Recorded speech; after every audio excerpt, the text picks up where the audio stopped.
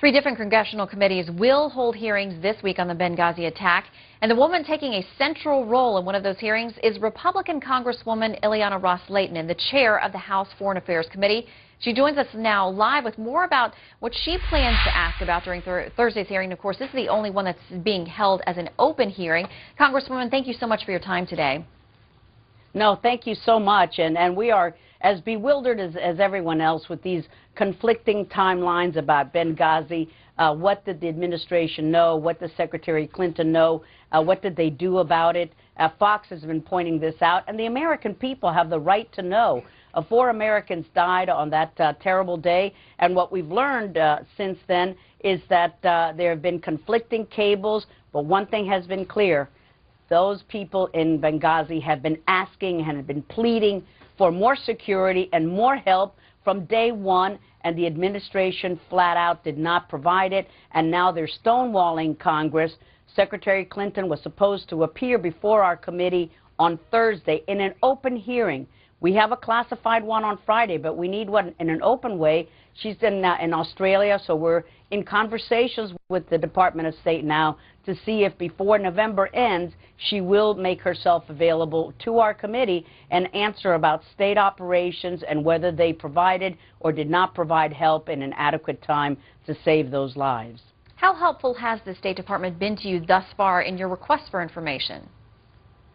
The State Department and the entire administration has been absolutely unhelpful. They've been stonewalling. For Jay Carney, the spokesman for the White House, to say that the White House and every aspect of the White House has been cooperating with Congress every step of the way is, as Biden would say, malarkey, to put it lightly. This is not true at all. We have been asking for information since September 12th. Since we found out about the attacks, we have been asking for people to come from the State Department to testify.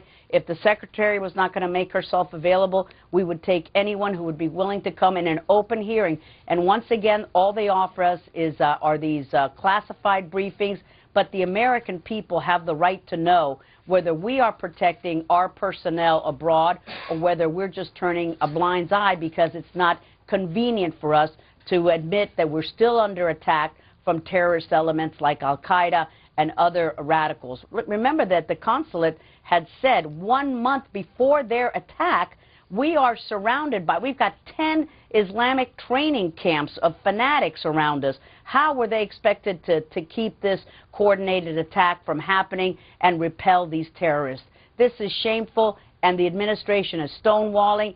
At best, at most, what I think that they're doing is lying and misrepresenting the timelines, and Fox has been very good about pointing that out to the American viewers. Yeah, hats off to my colleagues Jennifer Griffin, Catherine Herridge, and Brett Baer as well for continuing to dig, as we all are, on this story.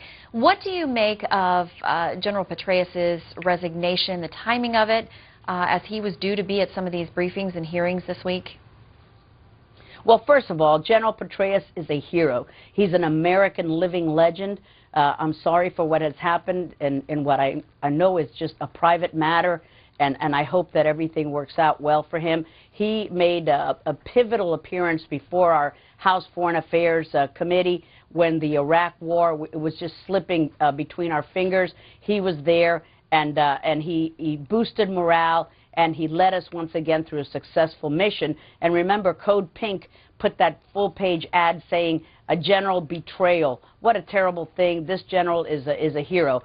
What's happened here, we don't know if there's any connection to Benghazi, and that's what worries us. He was slated to speak, to testify, and now all of a sudden, even though this had been under investigation from what we know now for months, yet suddenly, just a few days before testifying to Congress, he resigns. All of this is very suspicious and not related to his extramarital affair. That's a matter for his family.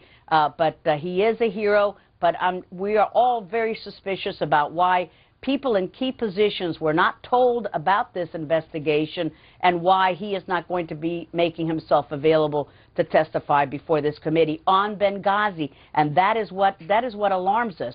Thank you for your service, but, sir, we need answers about what you knew and what you didn't know about that terrorist attack. Congresswoman, we know you have a lot of work ahead. We'll be watching on Thursday, and we thank you for making time for us today. Thank you for everything that you're doing to alert the American public. Shameful of the administration. All right, thank you. Well, for even more on this story, keep it right here.